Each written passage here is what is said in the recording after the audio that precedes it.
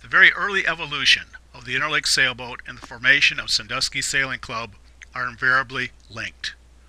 The birth of the club is the result of rebellion.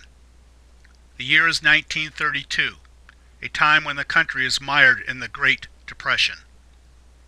The Roosevelt administration has just completed a WPA project consisting of the outer wall of Battery Park Marina and a separate basin to the east that will be used to collect sludge from the Sandusky Waterworks.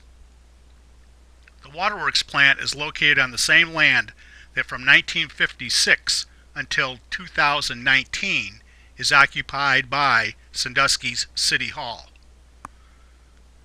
Threatened with an increase in dock fees at Sandusky's Battery Park Marina, a group of sailors decide to participate in an organized protest that results in the formation of the Sandusky Sailing Club.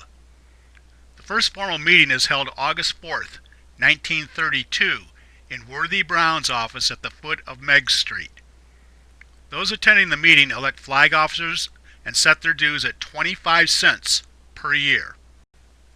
A club constitution is drafted that states, "The objectives of the club shall be the promotion and encouragement of sailing and seamanship, and of a sportsmanlike attitude toward racing and competition.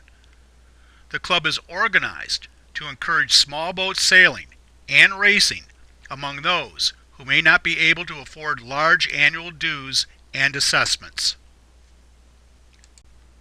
44 charter members lease land consisting of a pile of rocks from the city at the northeast corner of Battery Park.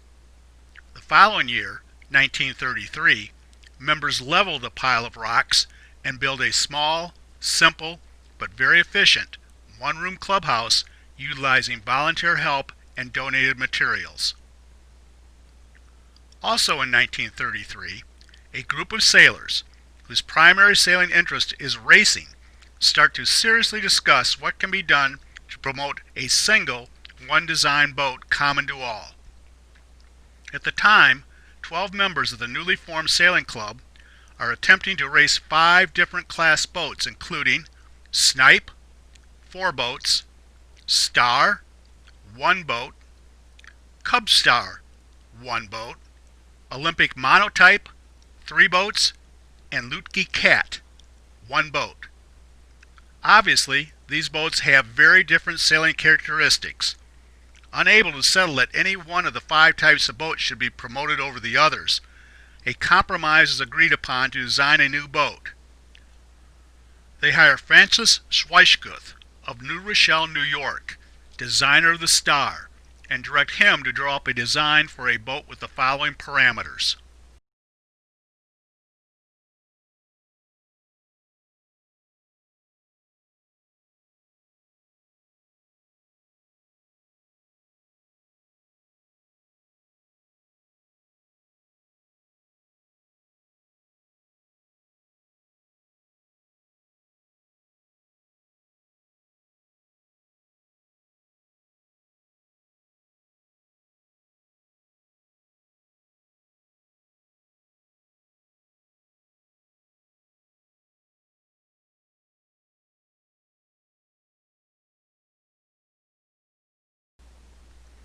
Plans for a 22-foot, 6-inch keel boat with an inboard rudder that looks somewhat like a modern-day crescent are returned. The lines are pleasing, but dockage rates at Battery Park and Sandusky are significantly higher for boats longer than 18 feet. Rates for boats 18 feet and under are 25 cents per foot, while those over 18 feet pay 60 cents per foot. Thus, the magic number of 18 feet is suggested as a modified length to the original plans. It is also decided that a keel will not be advantageous in the shallow waters of the bay, so a centerboard is substituted. In making these changes, Schweishguth also simplifies the rig and enlarges the cockpit. However, not all characteristics of the boat can be agreed upon. The most notable is the subject and location of the rudder. Due to a tie vote, the issue of an outboard rudder versus inboard rudder cannot be resolved. The designer Francis Schweikguth is asked to provide an alternative for both styles of rudders. The resulting SC2 Sandusky Sailing Club class, as the boat is first called, is characterized by a deep rocker designed to help it slice through the short Sandusky Bay chop. It is initially agreed that the boat can be built commercially, but that spars and sails have to be made at home.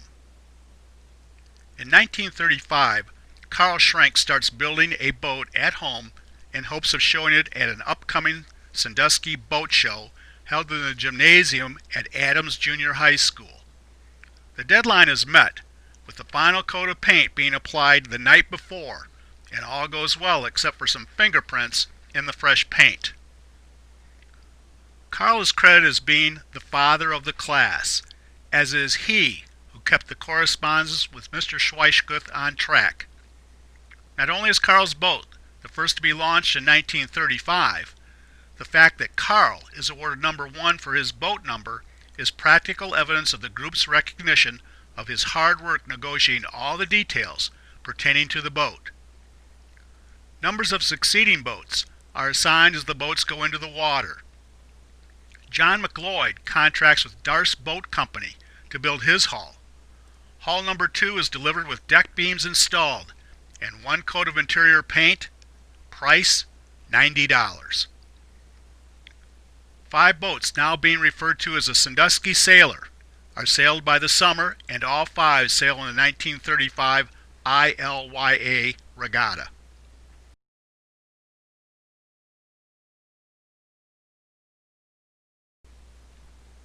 A meeting of SC2 boat owners is held at the residence of Carl Schrank, February 13, 1936. 8 boat owners agree that an organization of SC2 boat owners, separate from Sandusky Sailing Club control, should be established. They select 26-year-old George Butts as the chairman. R.A. and R.W. Lutke, Toledo, Ohio, is recognized as the official sailmaker for the boat, and that the sails must be made of 4-ounce cloth. Also, very importantly, Harry Darce and George Butts are appointed to ask the Sandusky Sailing Club to turn over the tracings, money, and correspondence relating to the class to the new organization. At a meeting held approximately 2 weeks later, 9 attendees decide to rename the SC2 class. In an attempt to avoid any confusion of what the new organization represents, the consensus is that the new name should not contain the word or make any reference to Sandusky. 2 names are voted upon, Albatross and Erie. The vote is a tie, and with the chair, George Butts, who refuses to vote to break the tie, the meeting is adjourned. At a subsequent get-together held March 13th, the group formally elects George Butts as president, Warren Maston, vice president, and Carl Schrank as secretary-treasurer. The meeting continues with a lengthy discussion on whether to change the name of the new class organization or leave it as it is. George Butts suggests that the name Interlake Sailing Class Association, a slight variation from Interlake Yachting Association, be voted upon. 5 votes are cast in favor of George's suggestion, while 3 votes are recorded to leave the name SC2. Thus, the name Interlake Sailing Class Association is adopted as the new name of the organization. As a result of this action, the boats are simply referred to as Interlakes. Using those set forth by the Star Class Association as a model, the basic rules and regulations of the Interlake Sailing Class Association are created.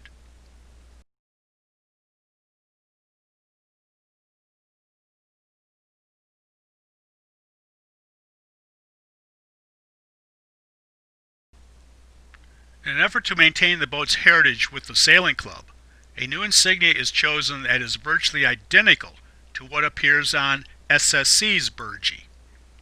The Sandusky Sailing Club burgee consists of a white jib and mainsail sewn onto a blue background. The new insignia and burgee for the boat are the same as SSC's, with the exception that the sails are red and the background is white. In the early years of the class, the color red is required to be used for the class insignia appearing on everyone's mainsail. In later years, this class rule is relaxed to contrasting color, allowing owners individuality regarding color schemes. By 1936, there are 13 boats in the fleet. Number 1, Carl Schrank's boat, is built with an outboard rudder. Early on, Carl and Warren Maston, who owns boat number 7 with an inboard rudder, sail a series of match races to determine which rudder is the fastest. Carl wins most of the races, and as a result the inboard rudder fades out of the class. It should be noted that in 1936, Schrank also wins a series of races and today is recognized as the first national champion. George Butts, sailing boat number 13, with his wife Florence crewing, wins the event in 1937, and Warren Maston, sailing boat number 7, wins in 1938 and 1939. However, as late as 1939, a few boats are still being built with an inboard rudder. Ken David, a staunch defender of inboard rudders, wins the 1940 Nationals, sailing boat number 66. According to Ken, boat number 1 was always fast, and she barely measures in because her keel has a minimum amount of rocker. Boats with the maximum rocker are slow.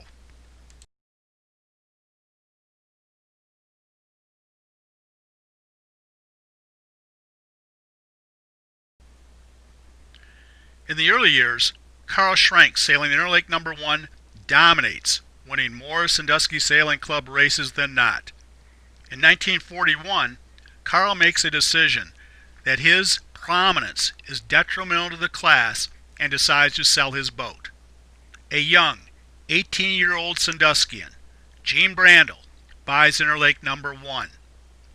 Carl starts to build another boat. While Carl labors building his new boat, Gene hones his craft, practicing in number 1. From 1945 through 1955, Gene wins 6 nationals, while Carl never regains his old sailing status. Because of its general suitability, the Interlake is embraced by several clubs along Lake Erie and sizable fleets at Maumee River Yacht Club, Toledo Sailing Club, and Jolly Roger Sailing Club develop. Sometime during this time frame, the Interlake Sailing Class Association, in an effort to make the process of raising and lowering the mast easier, allows the option of stepping the mast on the deck instead of the keel. As boats are being built, there is no standard for the shape of the cockpit opening. The description in Schweikes' drawings state that the deck crown shall be consistent with a maximum dimension of 4 inches on a 7-foot length. The cockpit opening shall not exceed the dimensions of 4 feet by 8 feet and shall be positioned between stations 8 and 16.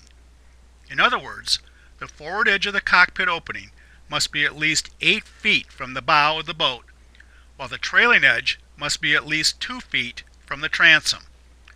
Cockpit shape, coaming, seats, splashboards, as well as floorboards are optional. As early boats are being constructed in 1934 and 35, it becomes quite apparent that virtually everyone building boats has decided to take advantage of the maximum cockpit opening dimensions. As the original plans call for the decks to be covered with cotton canvas, mahogany wood coaming is the natural choice to trim out the edges of the cockpit. Floorboards quickly become more or less standard for a couple of reasons. Wood boats leak if you attempt to dry sail them. Therefore, nearly all the boats are wet sailed, but even after swelling, which naturally eliminates much of the leaking, boats are often found with water in the bilge due to rainy days. Floorboards keep the feet dry and also reduce the distance from the inside edge of the deck to the bottom of the boat. Floorboards effectively reduce the high height profile of the closed centerboard trunk, making it easier to get from one side of the boat to the other. Mahogany splashboards become the norm in an attempt to protect the cockpit opening from the steep chop that often materializes on Sandusky Bay and other rather shallow bodies of water.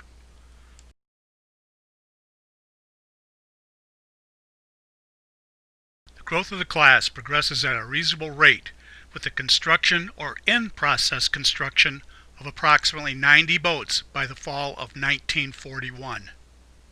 Due to the country's preparation and eventual intervention into World War II, the building of boats is impaired by the lack of marine materials and rising costs. After the war, the high cost element of marine supplies still prevails and continues to be problematic through the early 50s. To complicate matters, the disruption of the war has caused many owners to sell their boats, and as a consequence, the whereabouts of many boats are lost. In the 50s, Class Secretary Paul Coe, assisted by Norm Winkle, attempted to keep the boat owners informed by sending handwritten, mimeographed monthly bulletins promoting activities of the class to known boat owners. Paul goes a step farther by engaging himself in a campaign to identify missing owners of as many boats as possible. A huge job, considering virtually all correspondence is handwritten and delivered by the United States Postal Service. After the war, the construction price of new boats remains elevated. The difficult contours at the bow and the construction details dictating various assembly components that must be made out of specific species of wood simply makes it very expensive to build a boat.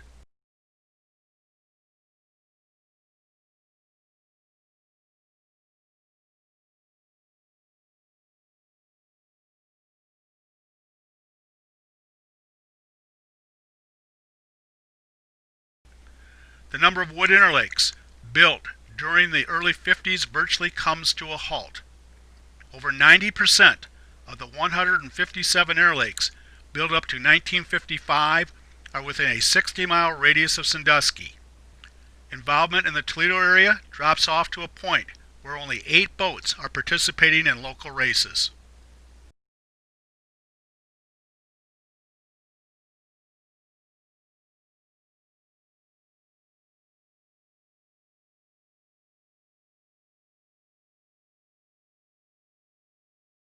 At the prodding of Interlake Sailing Class Association lifetime member Norm Winkle, several Sandusky Maritime Museum members decided that they would build an Interlake sailboat to be displayed at the museum.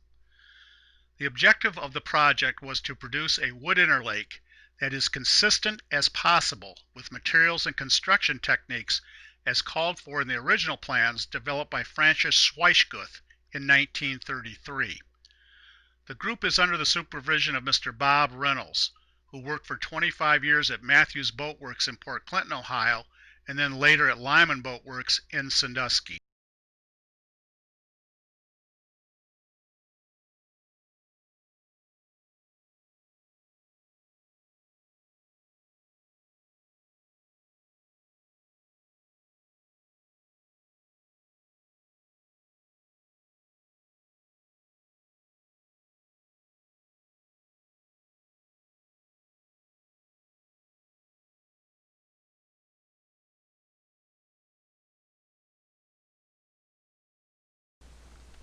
It all starts with the offset dimensions being applied to the lofting process and framing jig. Lofting is the transfer of a lines plan to a full-size plan. This helps to ensure the boat will be accurate in its layout.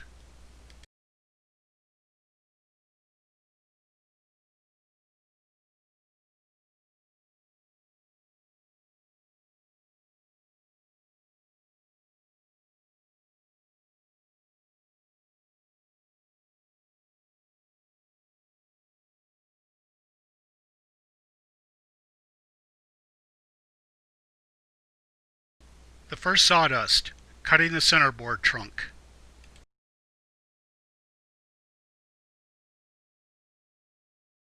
Layout and construction of frames and transom.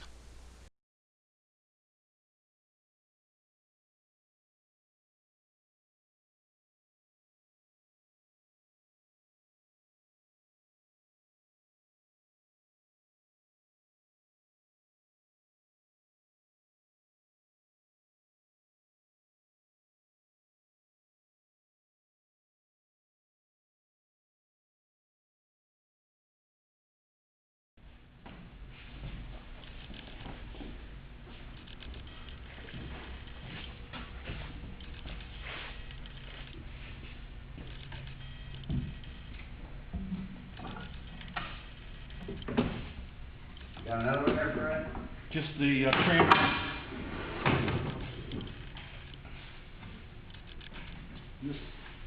This goes right up in here. That helps.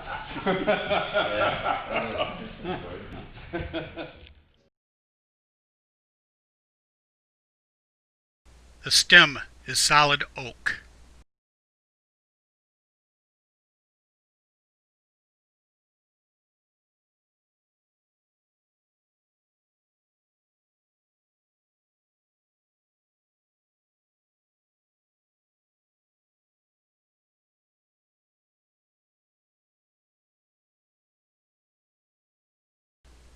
Horning in the frames to make sure their alignment is proper.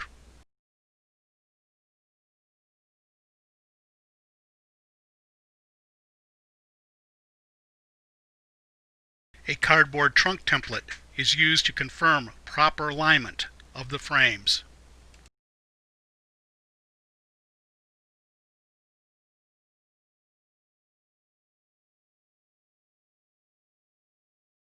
Solid oak bed logs that will be attached to the centerboard trunk.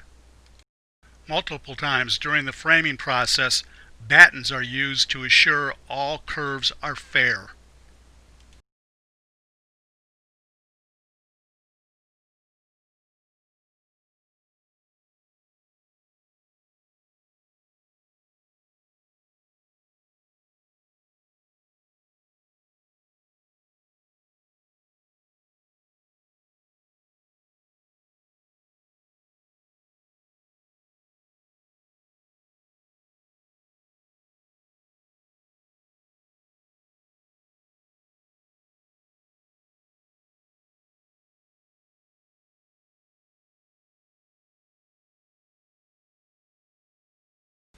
Routing a scarf joint on the keel.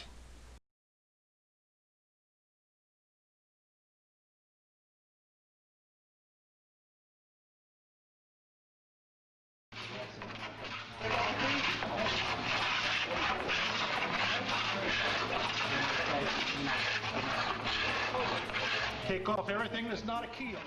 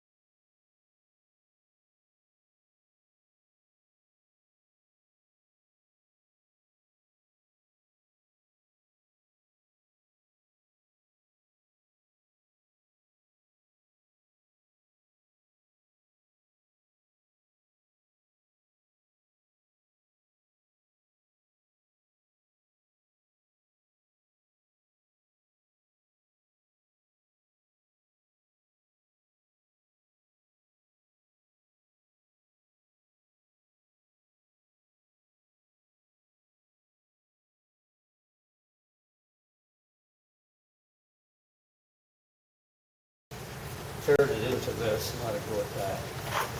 And then, since we've got the value of the loft and the lines down the floor, I laid out a section right through this troubled area in here to see what it should be.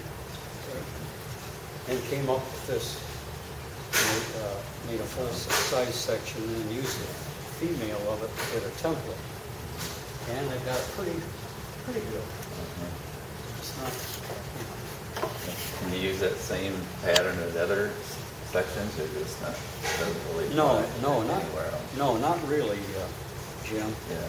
Because Okay. each And of course, up here, it really gets, Yeah, there's more angles. and stuff. it really goes from one extreme to the other, way up there. Then it gave me the opportunity to work my way into that, and of course, that's what we'll do over here as well. So that pretty much cleans it up for the next step, which is called lining off.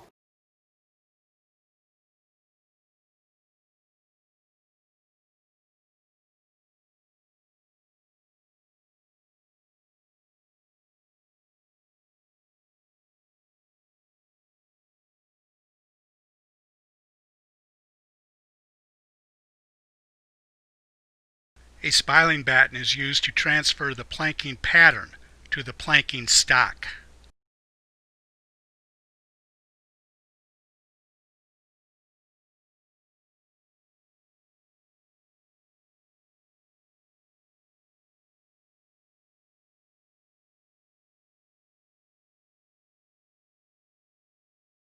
Steaming helps the planks to be moved in multiple directions.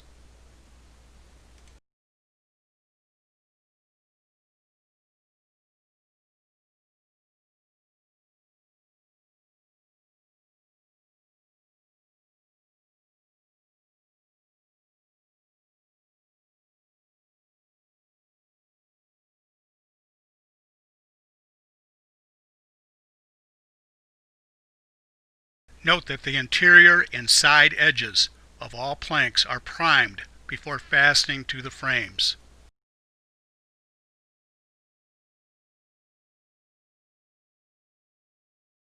Butt joints are used to increase the lengths of planking stock.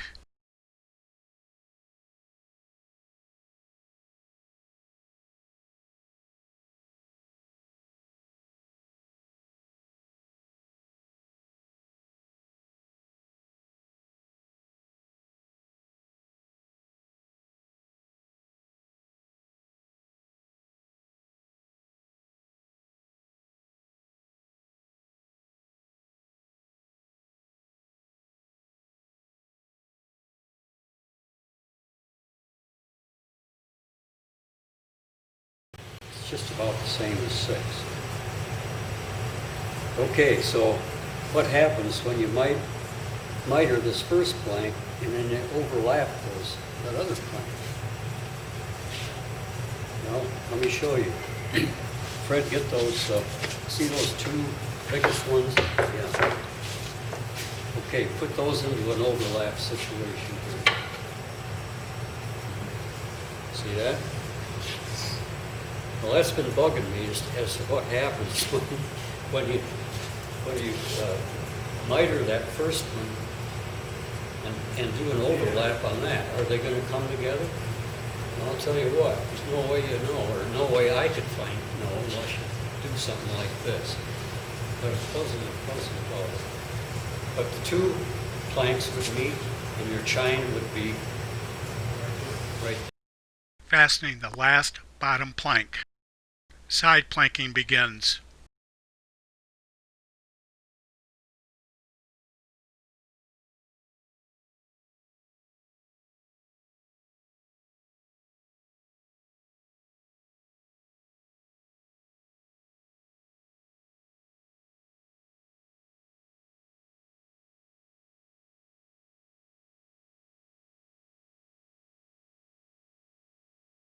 Fill, sand, fill, sand, fill, sand some more.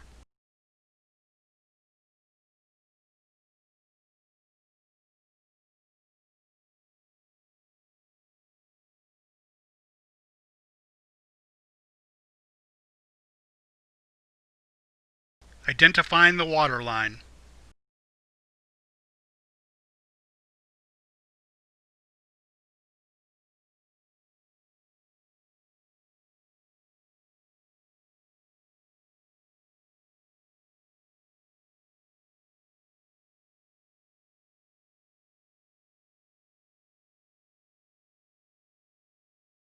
Stuffing cotton into the seams.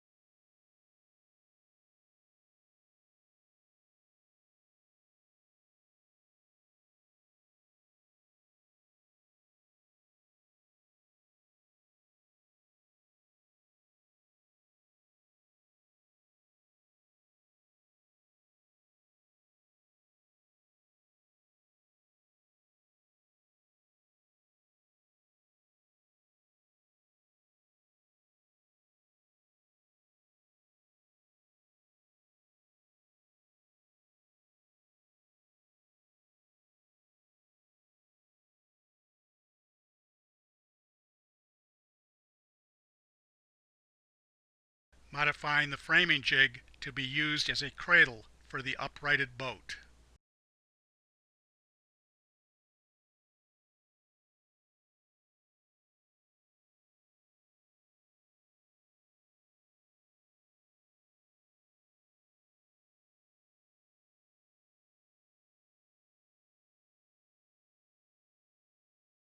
Terry Kilpatrick and his lovely bride Karen come to Sandusky to inspect our progress.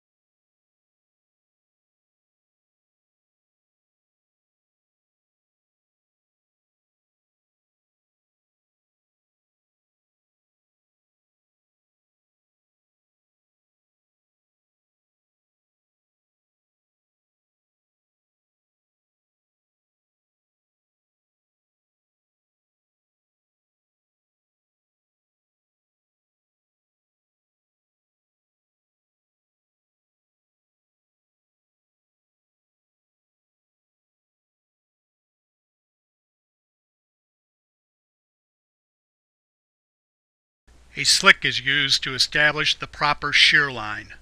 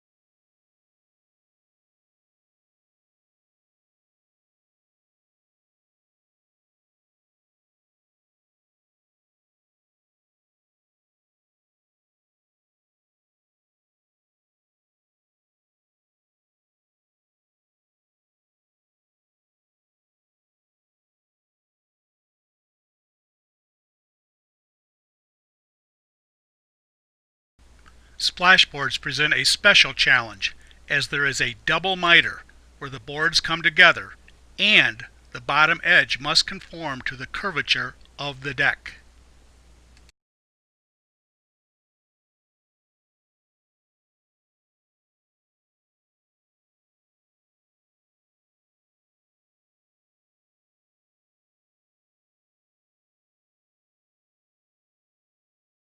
The deck is primed with oil paint.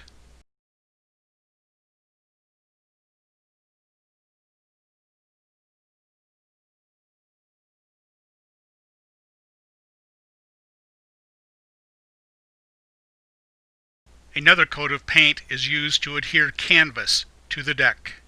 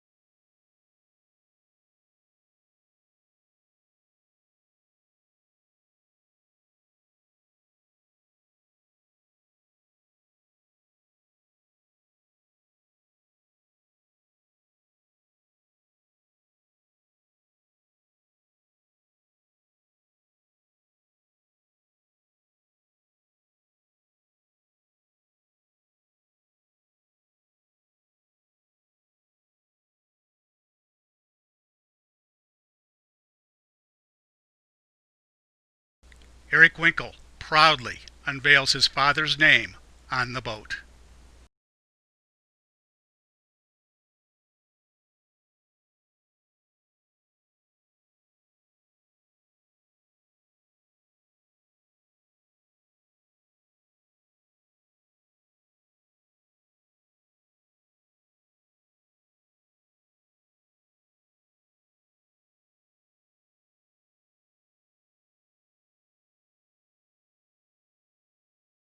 Norm was sailed July 18th, 2013 at the Interlake Nationals held in Sandusky, and then was retired and put on display at the Sandusky Maritime Museum.